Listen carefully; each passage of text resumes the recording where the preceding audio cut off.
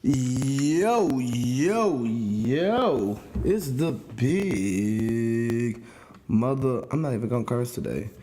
Baby. And I'm back in SD and I'm doing the big baby podcast. So today, I kind of want to do this whole dedication to MLK, Martin Luther King, because, King Day was yesterday.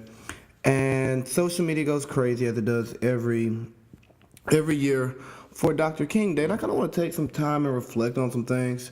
I kind of like took everything in yesterday as an observer, kind of just like what are people saying? What's on people's minds? And I don't know, man. It's one of those things that really just hits me differently. So, like the story of Dr. King, it kind of in the whole movement, right? Very important to my life, obviously. But let's be real. I wouldn't be doing what I'm doing right now, living the life that I'm living, without the work put in by Dr. King and many other great civil rights activists throughout history. Like that goes without saying. But also, it's more personal to me because as a young child, like I was afforded the opportunity to learn the "I Have a Dream" speech and say it multiple times in various locations. So he kind of became somebody who I was really drawn to and studied. Then also, he was part of the reason why I attended the college I went to, Morehouse College, because, a little nostalgia. It's like, hey, he studied here. I get the opportunity to walk the same grounds and all of that good stuff of one of the greatest leaders in American history. And you know what? It kind of sold me. But I also like to take an objective view on the King holiday. And some people can say that I'm being negative, maybe I'm a cynic, but it is what it is. I like to look at things through like a clear lens. And oh my God, it's freaking hot. Like I'm probably gonna end up coming out of this jacket, but it is what it is. So the civil rights movement to me is one of the greatest movements in the world as far as having goals and working through various ways to achieve those goals, right? So I look at it from two perspectives. We have people who were nonviolent in their protests, and then we have people who were a little bit more rambunctious in their means to an end. But at the end of the day, all these people wanted the same end, right? But what I think sometimes get lost in this is that we all want the same thing, and we just go about it different ways. And like I'm starting to see like an elevation of like a separatist movement. And there's nothing wrong with separation, but from all that I've read and all that I've studied, like communities get better with integration. Like and I'm not saying just racial integration. I'm just saying when you're working independently, you tend to get better at what you're doing when you have people to work with and to achieve a common goal. And I think we get lost on, well, what is the common goal? There is no common goal. Everybody is living in their own world, reaching out for the goal that they want, but not necessarily the goal of the collective. And as a collective, we have to figure out what's best for the world, for our communities, and we have to build towards that. But that's that. So I'm just against the whole being against separating from people. Don't get me wrong. If you're not about anything positive, I can't really deal with you. But people who are about making change and making the world a better place day by day, that's kind of what I'm into. And another thing I want to like draw attention to is in Dr. King's life that a lot of times we miss is we always want to talk about the black and white thing, but it wasn't just the black and white thing. It was the rich and poor thing, the distribution of wealth. Because one of the issues that we look at is a growing poverty gap. And that's really important because there's always going to be rich people, there's always going to be poor people.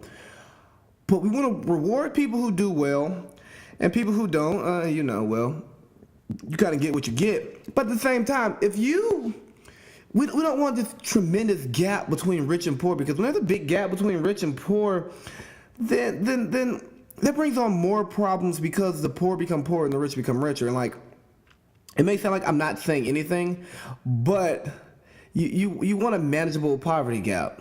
You want people to be able to advance socially and social class. You want people to be able to advance, because if people can't advance, then like where's the motivation to get better? I mean, again, people are driven by different things. My thing is, I look at somebody to the left or right of me. If they're doing better than me in life, that's all the motivation I need. Just to be honest with you, like I want to be the best at the things that I want to do. I ain't gonna say I want to be the best in everything I do, because that's not true. I do things that I don't care to be good at, but that's life, and such as life.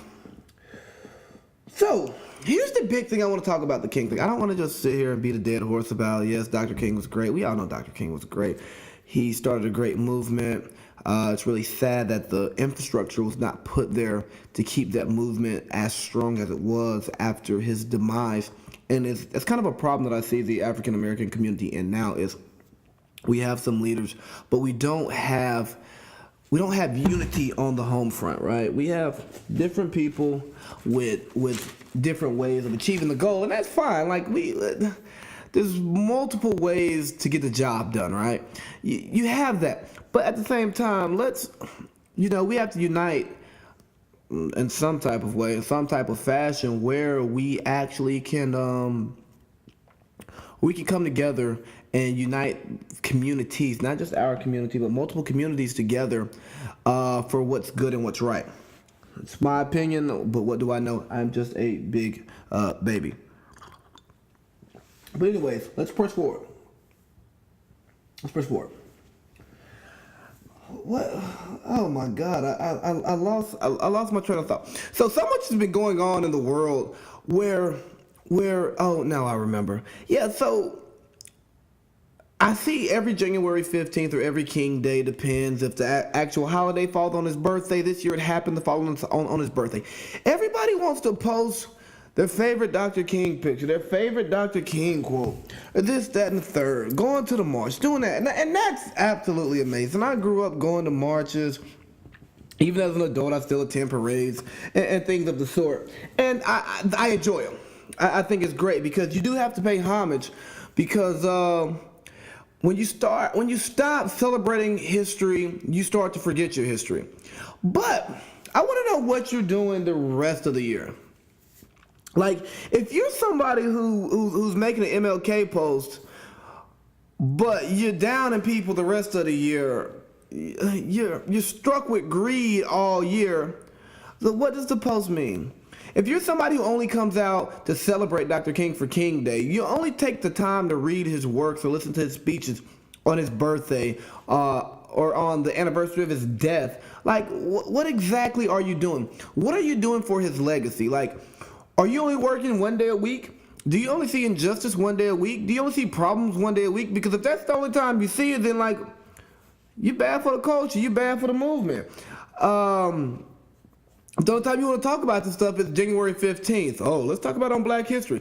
Oh, let's talk about it on April 4th. No! You got to talk about it year round. And I'm not saying you got to beat a dead horse every day. We know there's problems in the world and the world's messed up.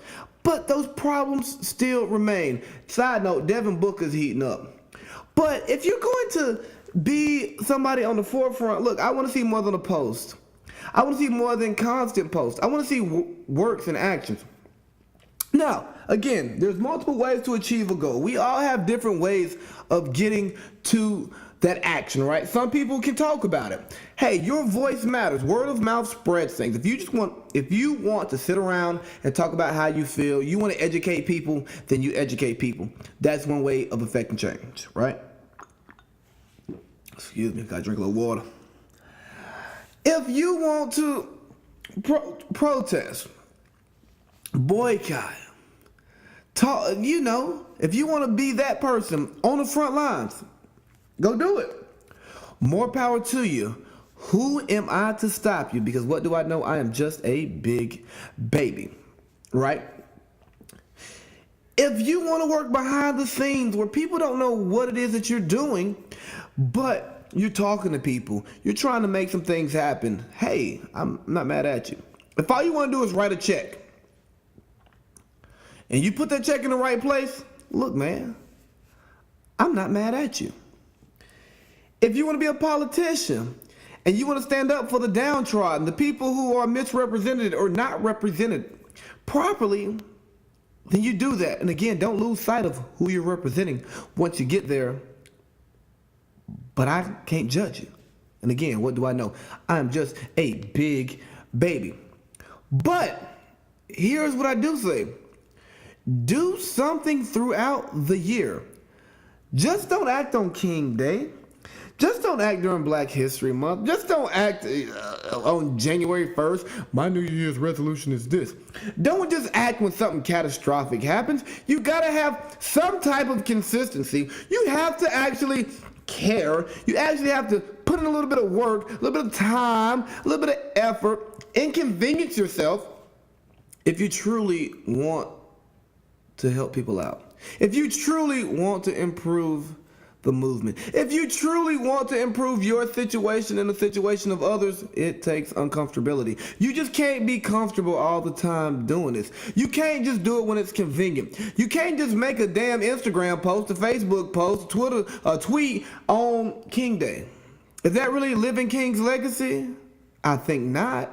But again, what do I know? I am just a big baby. But here's what I tell you. If you really want to change things, if you really want to see action, oh my God, just take a little time and do it. You'd be shocked how many ignorant people don't have relationships with the people that they are ignorant to. So there are different groups of people in this country, in this world, who hate others because of some reason that makes no rational sense. But then you ask those people, what were their interactions like with those people? They were either non-existent, they're either going off some stuff that they were told, or they had like one or two isolated incidents that like traumatized them and they haven't had like positive interactions. So my method of fighting racial injustice is dealing with people who aren't used to dealing with me, right? I'm fairly well-spoken, college educated, and I'm not saying that to brag. I'm doing fairly well for myself. But there is a group of people in this world who are shocked by an African-American male like me. I mean, as you see, I have no shirt on. I have tattoos. Oh my God, I have a filthy mouth. I can curse like a sailor. I still like rap music. I still say the N-word, hell. I can shift environments on a drop of a dime, but not appear to be a sellout or appear to be a for lack of better words, not shit nigga. Like, and I feel like that's my way of being a freedom fighter, is showing that, hey man, people are malleable, people are flexible, people can do different things. And just because I'm black doesn't mean that I don't have any sense and I can't be a productive member of society. But again, that's me. I'm not telling you how to be an agent of change. I'm just telling you that if you see something that you don't like, you should be an agent of change. Now, if you don't have any problems with society, which would be crazy to me, but if you don't have a problem with it, don't do nothing. Just keep living life. Devin Booker's on fire.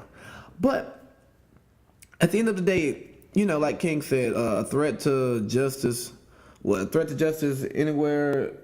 Injustice anywhere, the threat to justice everywhere. There we go. Like, if you see something that's going on that's wrong, and you have a moral, ethical, or called a moral or ethical dilemma, you have to do something about it. Like, the man who shuts up and watches something happen is worse than the man who's doing it, right? I firmly believe people who are like sick and can't see like the error in their ways, like people who are problematic to society, the average person doesn't even realize they have a problem. I think the average racist, right, the average sexist, the average homophobe, the average transphobe don't think they're wrong. But if you sit back and watch it happen and you do nothing about it, knowing that it's wrong, then you're the issue. Be a solution, not a problem, right? So I want to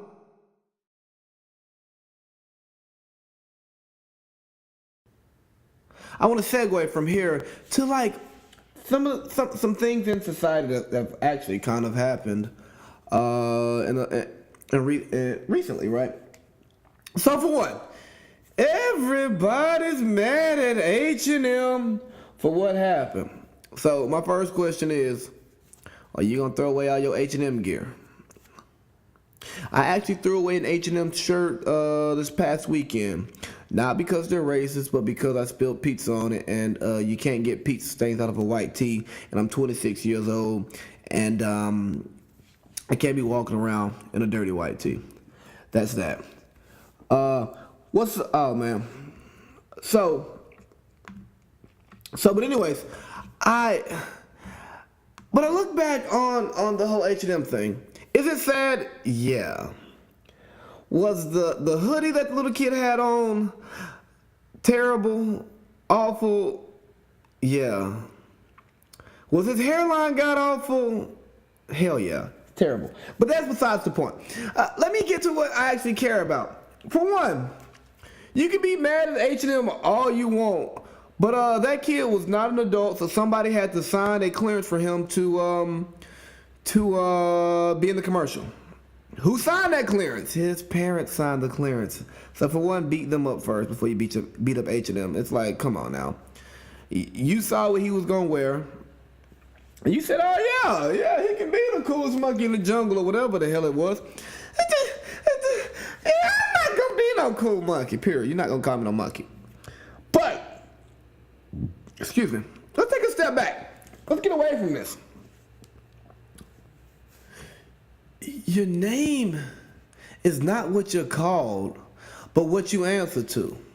You can call me all types of disrespectful things that I don't agree with, that I'm not, that I don't like. But here's what I'm gonna do if you talk to me out of my name. Sober, drunk, don't matter. I'm probably not gonna answer.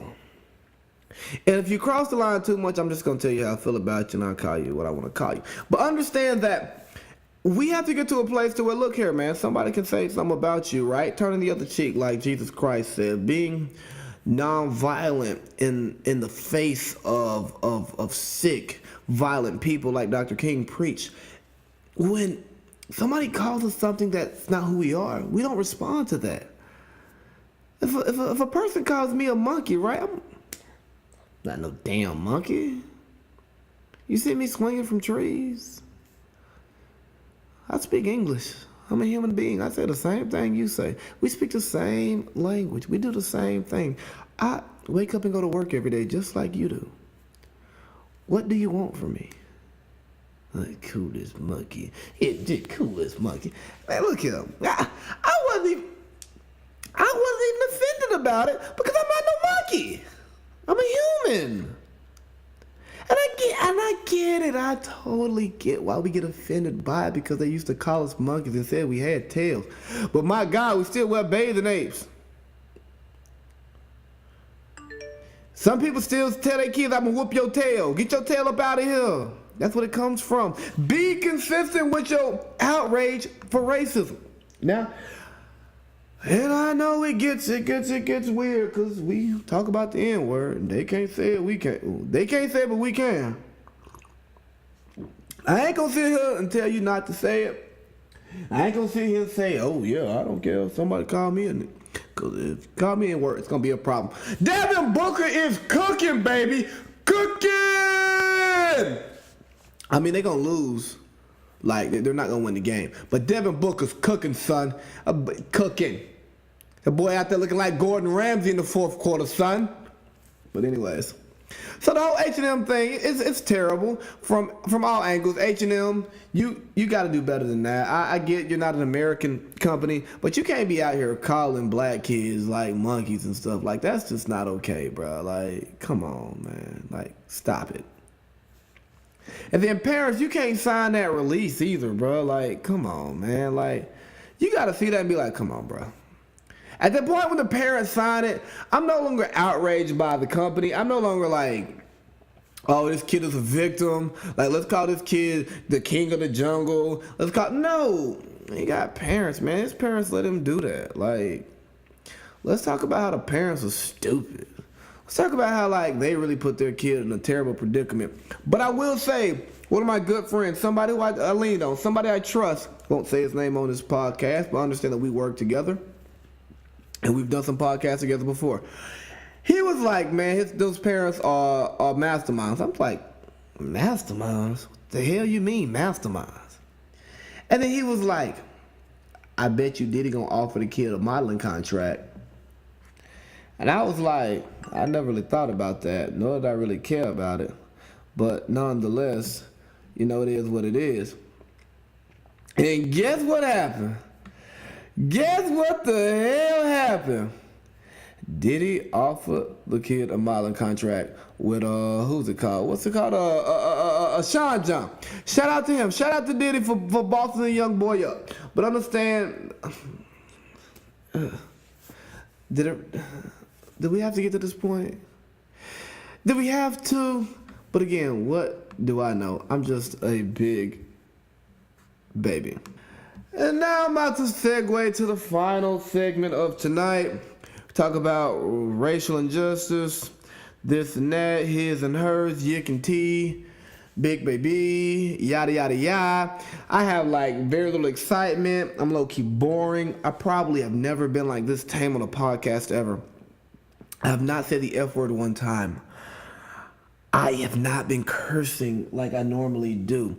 I'm trying to put a filter on because apparently they tell me my mouth is too dirty.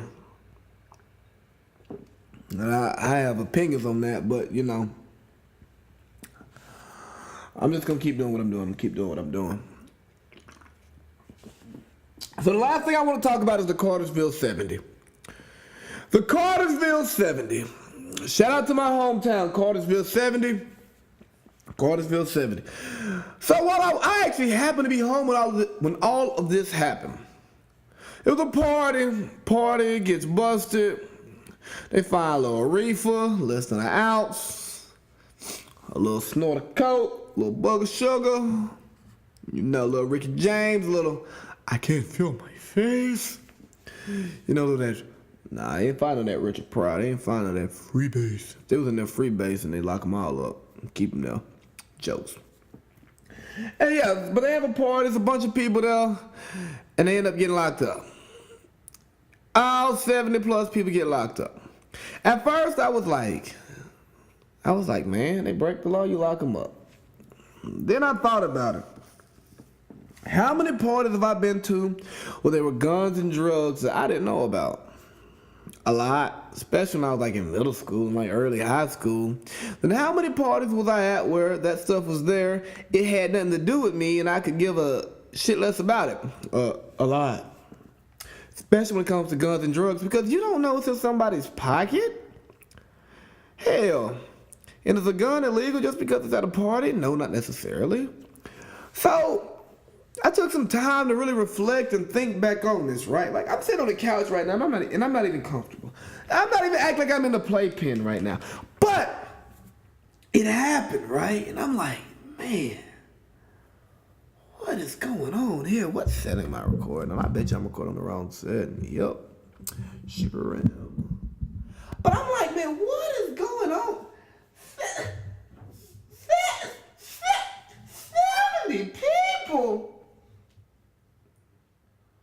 Somebody missed their quota for the month of December and they had to, catch up. Or somebody was new to the force trying to get that promotion. They trying to become sergeant. I don't know what it is, but it's like, come on, man. It's a party. Now, I'm not going to sit here and hit the whole argument that, it would just be a ticket in Atlanta. Well, it's not Atlanta, so it's Cartersville, so it's not a damn ticket. Because it wouldn't be a problem at all in California where I'm living right now. It's legal. Move out here if you want to smoke weed and not get in trouble. Move to Atlanta if you want to smoke weed and just get a ticket. Like, I'm telling you, if you don't like the laws where you're at and the laws are better somewhere else, well, you move to where you like the laws. But I'm not going to get into that. So here's the first thing I always want to say. When there are issues that happen, right, there's always some level of personal accountability. I don't care how much discrimination is involved. I don't care how much racism, sexism. in everything, there is some level of personal accountability. You can always ask yourself, what could I have done better? What did I do wrong? Maybe you didn't do anything wrong that night, and you know what? There's no personal accountability there. But if you were smoking a blunt and you had some weed in your pocket, you were wrong. You broke the law. Well, I'm going to say you're wrong. I'm going to say you broke the law. And there are consequences that come with that. If you got some cocaine on you, you snorting that booger sugar, you get caught.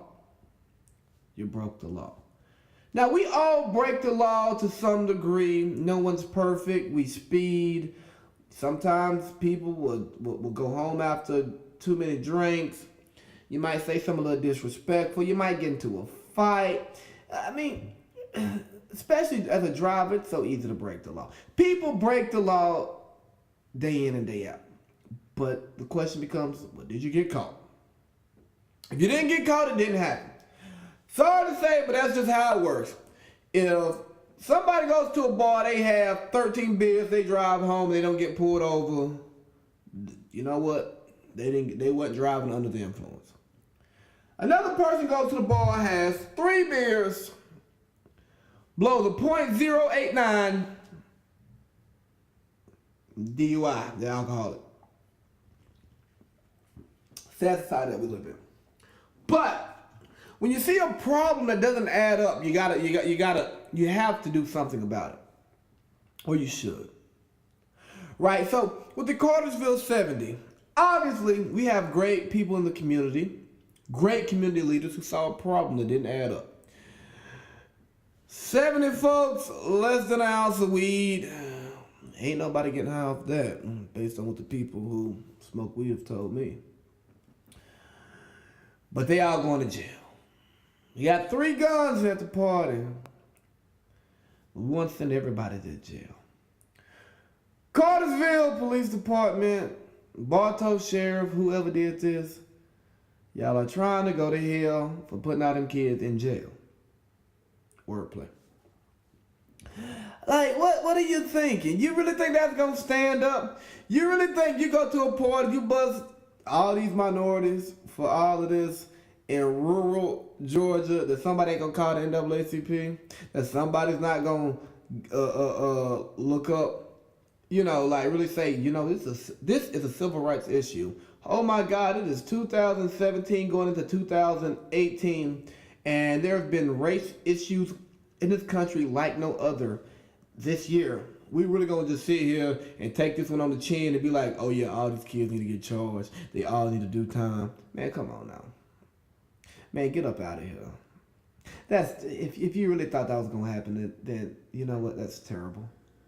Somebody needs to get fired. Fired, not, you know what? Running for re-election shouldn't happen. I ain't saying we should cleanse the force, but we definitely gotta change the way that we look at these things. Like, we gotta look at the laws. Is what you're doing affecting people? If it's not affecting anybody, but then who cares? Do we need a change? Look here, Cartersville. Here's my challenge to you, and it is not because I care, because I care about a lot of things. This one I don't particularly care about. If you do not have a problem with marijuana, right, and you think it should be decriminalized in Cartersville as it's being decriminalized all over the world, or excuse me, all over the country, start a petition, get it on the ballot. Now, here's what you have to do. You have to educate those people who just think it's a terrible thing and show them the positive things that it does. But then also show how alcohol has caused more problems. Really, you really gotta find a way to make people who are not privy, not hip to this, care about it, right? You gotta make them think, you know what, it's not the worst thing in the world. There are worse things. Now, how do you do that? I don't know. Because honestly, it's not my concern. But I will say it was an injustice to lock all those kids up. At first, I was like, lock them up. Not gonna lie to you. Anytime I see stuff like this, I'd be like, hey, I trust for the most part, I want to trust my law enforcement officials. I know some and they're good people. But I also know that there are some who are terrible. And I've dealt with them in my life too. But I don't want to paint a negative portrait on a group just because of bad apples. Because some bad apples in my family, some bad apples in your family. But does that make me a bad person? No! Hey, that boy Anthony Davis got off today, didn't he? Ew, that tastes like water. But anyways, so we do have to hold these people accountable, and shout out to all the community leaders who made something happen. Y'all are the real MVPs. Y'all really deserve the kudos and the credit because y'all saw something that you saw as an injustice and you went out and you fought for it. That's great. We're gonna be in contact soon because we got some stuff over here brewing. I got a team of people. We really out here working, and we want to bring y'all into what we're doing. So I'm not gonna say names because I don't name drop on anything unless I'm talking about myself, the pig mother baby. Oh my God, it's so hard not to put the MF in there, but I'm not gonna do it. So. Long story short, I've talked enough today. But remember, when you're talking about Dr. King, be a 365-day guy. Be a 360-day guy. Hell, be a 180-day guy. Just don't be a one-day guy. I need more than that. The H&M thing, what else? I'm not no monkey, so don't call me one. I'm not going to dress like no monkey, so don't dress me as one. My parents would never sign that release, so look at parents, don't sign one. And for the Cartersville 70, I'm happy that they're free. We just got to make sure that we're taking care of our own. Shout out to the community leaders who made something happen because, hey, that's a big major move. It really is. And you are hopefully a sung hero, not an unsung hero in the Bartow County community. And keep doing what you're doing because we see what you're doing, we acknowledge your effort, and you deserve an applause. Big baby,